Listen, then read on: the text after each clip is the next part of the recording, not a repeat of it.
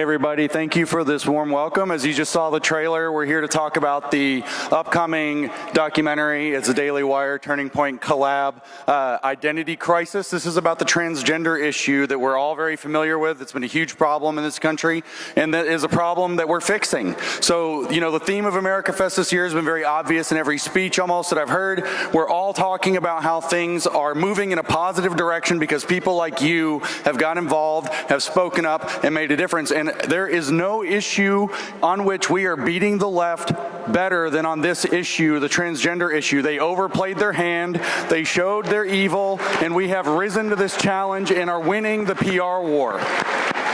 But this documentary, which comes out, what was it, January 10th, right? It's going to be streaming on X first on January 10th. This documentary is extremely important because while we are winning the culture war on transgender issues, we have not yet won the legal war. And we have not yet won the medical war, and we need to. Things are happening around the world. Some countries are waking up to this too slowly, but the United States is way behind, and this is going to be very, very important. So let me just give a couple of simple, self-evident truths, and then we'll jump into this excellent panel that we have here. Here's one for you. There are men, there are women. They cannot change into the other. This is a very simple truth. You have no reason to be ashamed or afraid to say that. You all know that here. Here's another truth. Gender doesn't exist. Gender is not real. Gender is a state of mind. It's a set of personality beliefs. It is not something you can perform medicine on. Right? And so these are some very important things for us to understand. We also must understand why we have to win the fight for this, and we have to understand why we need to win the medical fight. Because this is, and this is maybe the most important of these truths, this is the greatest child abuse and medical scandal since the Nazis and maybe even child sacrifice cults in the ancient world.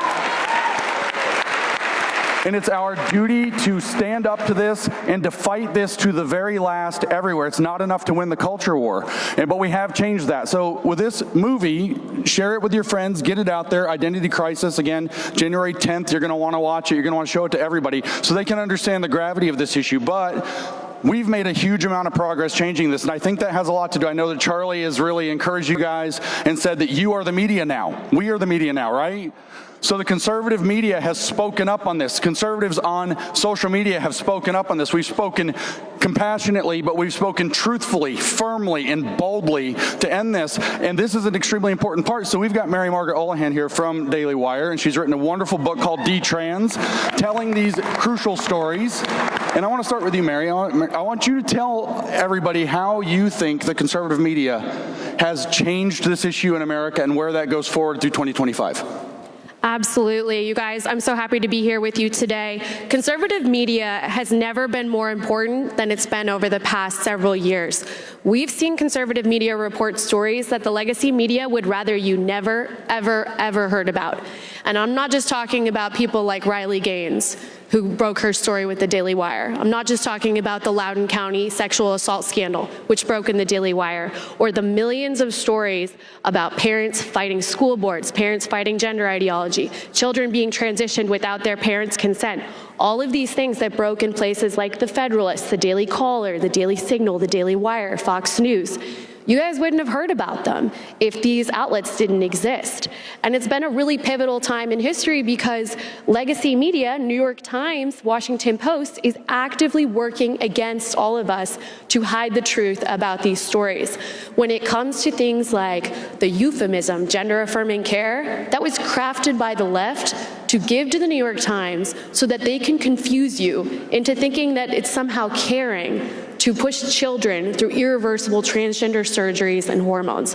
There is nothing caring about gender-affirming care. It's a euphemism and it's a lie. And we have conservative media to thank for exposing that.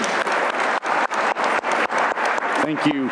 She's absolutely right. We have got to keep leading on this issue. Conservative media has to keep leading on this issue boldly, unafraid, telling the stories. Before I jump in with you, Chloe, what I want to say very quickly is that while we're winning this war, like I said, in the cultural sphere, we've got to win this in the legal sphere, in the medical sphere. So what I actually want to talk to you, you've told your story a lot of times. I don't want to take away from your story, but I want to hear actually from you. I'm very interested to hear that looking at a 2025 where this issue starts to turn, not just in the culture, but this starts to turn in the medical field. This, maybe Trump's NIH does a systematic review, and all of a sudden these state medical boards have to listen, right?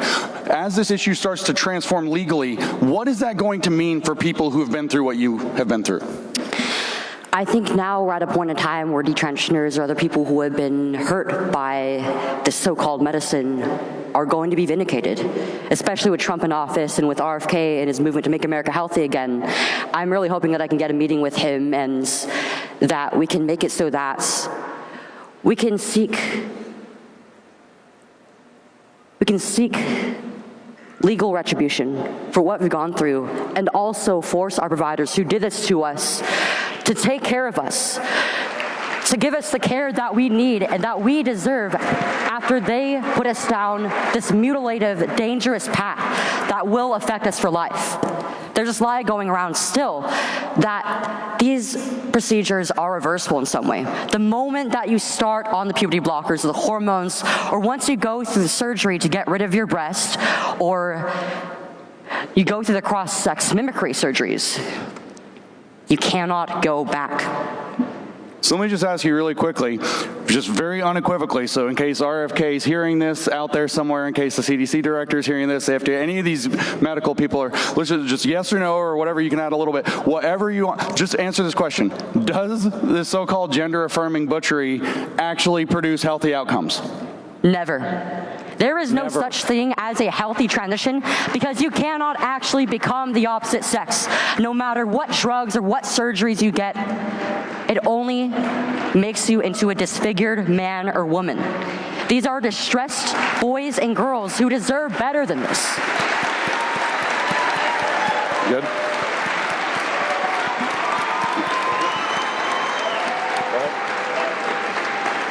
And as it is right now, detransitioners are not acknowledged by the same medical systems, the same hospitals and doctors who hurt us in the first place. There aren't even any standards of care. We have to force these same insurance companies who unequivocally cover these transition treatments to cover ours as well. Thank you, Chloe. That's right. Thank you. And I hope they're listening out there. So, Riley, I'm going to tell you a story about Miss Gaines. As you know, Miss Gaines is a competitive swimmer, and she's pretty good at it.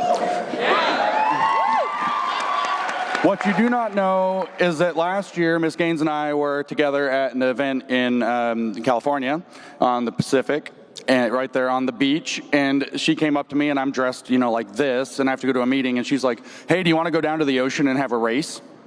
And I was like, no, ma'am, I do not. And I have this meeting to go to. She's like, come on, blow it off. Let's go swim in the ocean, and I'll beat you. And I was like, you will beat me. And she was like, you're just afraid to lose. And I was like, ma'am, I am not afraid of reality.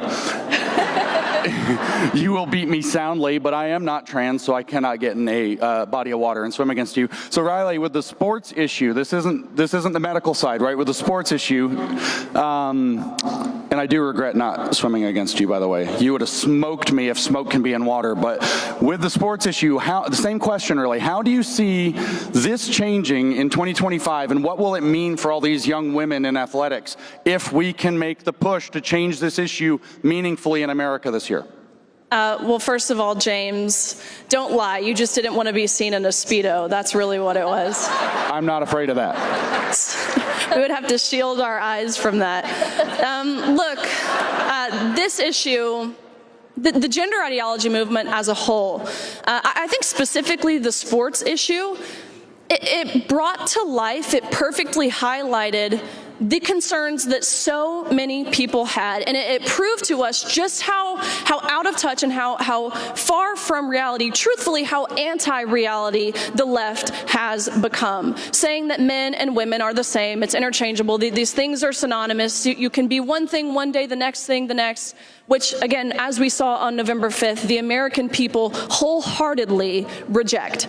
So what this looks like in the courtrooms specifically, I will say, myself, there's a lawsuit going on right now. It is called Gaines versus NCAA.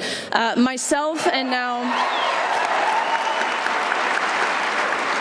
Which, to be very transparent, this is never something that I wanted to pursue. Okay, the emotional investment, the time investment. Of course, it's a financial investment to pursue these lawsuits. But I'll tell you when I changed my mind. I was talking to the president of the NCAA at the time, President Mark Emmert. Of course, it's now Charlie Baker, which he testified before the Senate just this week. We saw some great lines of questioning from Senator Hawley, Senator Kennedy, Senator Blackburn, to which he falsely testified on several accounts, actually specifically pertaining to what's going on in the federal courts surrounding this issue. But I was talking to the NCAA president at the time, Mark Emmert, who publicly released a statement saying he unequivocally, word for word, stood in his decision to allow Leah Thomas to swim with the women because it was based in evolving science, whatever that means. But privately, he tells me, you keep going, you keep fighting. And I look at him. How can you tell me to keep fighting when you are the one that I am fighting? I said, where does the discrepancy lie if we both agree here? And he says, well, my hands are tied. I said, who's tying your hands? You're the president of the NCAA. And he says, well, you know, I don't want to lose federal funding. I don't want to get sued. And I looked at him and I said, I am going to sue you.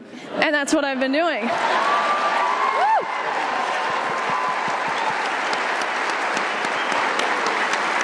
But to speak specifically both at the state and federal level, what we're seeing across the nation.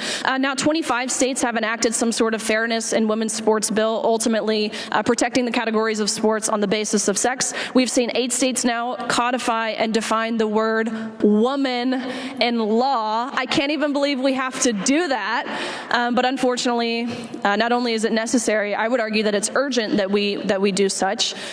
We have seen legislation introduced at the federal level, the Protection of Women and Girls in Sports Act, introduced by Representative Greg Steube, which fell entirely, believe it or not, on party lines, meaning 219 Republicans voted in favor of protecting women and girls in sports, and all 203, every single last one of them, mothers and fathers of their own young daughters, all 203 Democrats voted in opposition of protecting women and girls in sports. Beyond disappointing, especially coming from the crowd who claims to be feminist, who claim to protect women's rights. We know what they mean when they say that, and it doesn't actually mean protecting women's rights to equal opportunities, to privacy in locker rooms, to safety in our sports. And so I'm very excited with a new administration, of course, the Trump administration getting into office. It was, one of his big issues on his platform, issue number 17, big bold letters, is keep men out of women's sports. He has vowed to, on day one, reverse course from what the Biden-Harris administration has illegally and administratively done.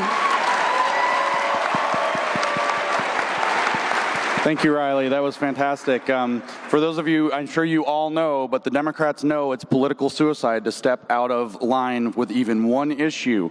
And that's, of course, the strength of our side, is that we don't think that way. We allow people to think for themselves, to debate, to have different ideas. And you can see what happens. You get this absolute loss of perspective. You have every single Democrat knowing that they will be primaried if they don't toe the line, voting to say these horrible things, to destroy children's lives and to destroy young women's opportunities in sports, because their party has become a fascist operation, and we all know that.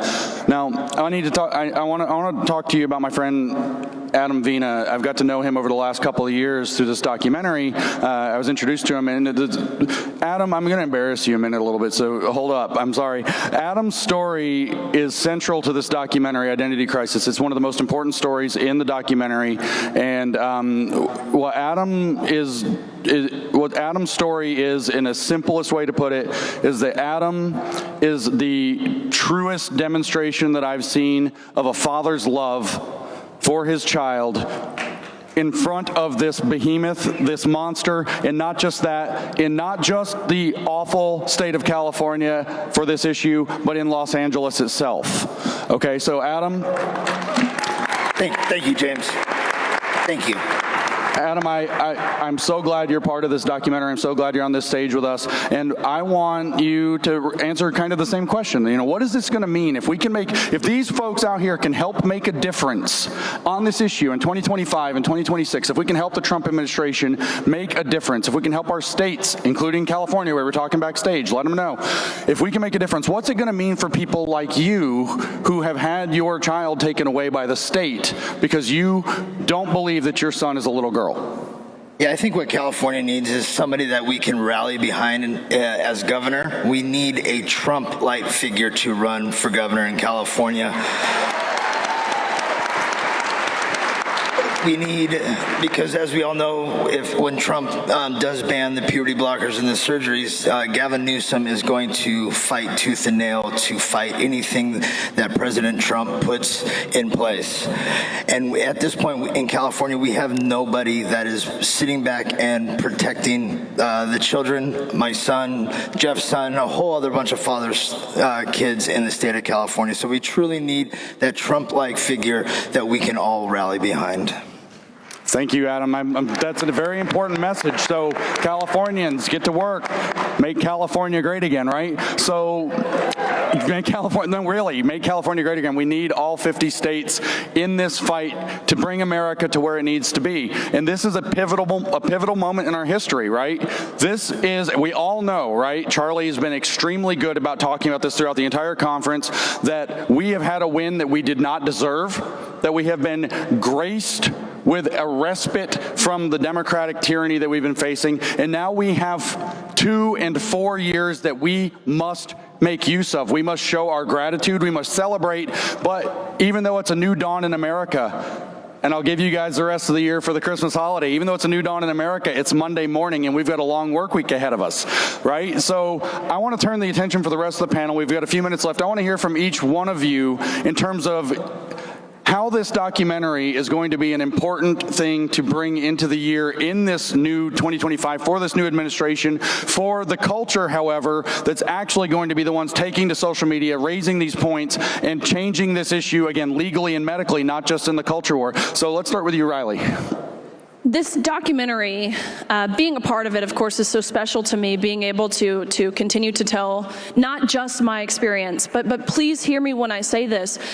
It's not unique anymore. When I talk about my story, I am sharing the story of hundreds and truly thousands of women who have lost out on roster spots or podium finishes or trophies or medals and been exploited and exposed to in locker rooms, women who have been injured in their sports. I speak for so many of us, and that's what I think, truthfully, the key component to this.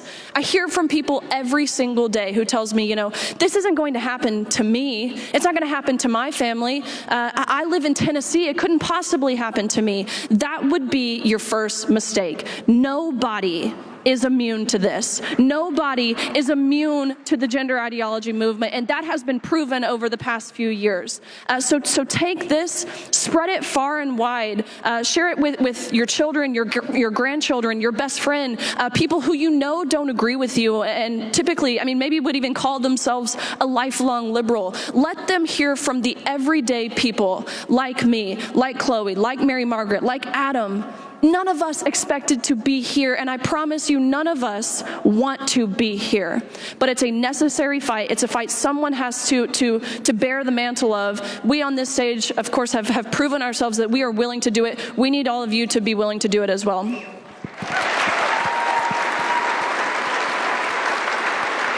Okay, Adam, I want to hear from you. What does this documentary mean to you, to regular people out there? What does it mean to have this out there for people? I think this documentary it's bringing to light the war that we're having on children in America, the war that is on parents, the war that are on fathers in America. And it's really hard to see how we have gotten here, but this documentary really shows in great detail on what exactly is going on with our kids and parents in the United States. Thank you, Adam. Last night I went to Shabbat dinner, and the entire message that was given was all about how the family, since you bring up the war on families and parents, the family itself is the foundation of society. This is such an important message for us to be pushing in this time, and I'm glad that that you are a very real symbol of that, Adam. Mary Margaret, the same question, really. What does this documentary present as an opportunity, especially for the conservative media, to follow up with it? Yeah, I think everyone should watch this for many reasons, but one is that on no other issue than gender ideology has it been so apparent that the truth will set us free. Looking at the truth of this issue, no one is going to support pushing kids down this path. And this is a very raw documentary, I'm warning you right now. There's some really brutal images in it, but you need to see them, and you need to show them to other people. You need to help people understand the reality of what we're talking about here. Because no one hears Chloe's story and thinks, yes, we should be pushing children down that path. You think, I want to help that girl, I wish I was there for her. And that's the way we're changing our culture, is with real stories like Chloe's, like Riley's, like Adam's. And this documentary does an amazing job of doing that. Thank you so much. Now, as always, I'm going to let the inimitable Chloe Cole bring us home. Chloe, what is your message for regular people out here, for families, for parents, for medical providers? I know you already gave that one a little bit. What is your message, and how does it mesh with the documentary? Well, first, I want to address you, Adam. Every time I hear your story, it's incredibly heartbreaking for me because it makes me think of my own parents and what they went through. And you and your son deserve so much better than the cards that you have been given. But your love for your son and the efforts you make for him will not be in vain. God will use it for good. And that goes to all of the parents, all the families, all the friends out here, to people who are struggling with these feelings around their body or with the process of questioning their gender identity or questioning detransition. It's not going to be an easy battle, but you have to keep going for them. That goes for every single one of us. We all have a role in this fight for reality, for our true identities as men and women, as unique and beautiful as we are. There are times when it might seem hopeless, but in just the past few years that this movement has been going, it's moved so quickly, and there is so much hope. There is so much for us to look for. There is so much for us to look forward to. That being said, we cannot just look at our achievements in the past and just assume that it's all over, that we don't have to do anything anymore, because there's so much work still on the table. So we have to continue to fight until the very end, until this ideology is no longer infecting our institutions and no more children are being harmed by their doctors, by their counselors, by these irresponsible adults who think that they can get in between children and their parents who love them and know them best. Give it up for the panel. Go see Identity Crisis, January 10th, Daily Wire and Turning Point USA. Let's hear it. Thank you.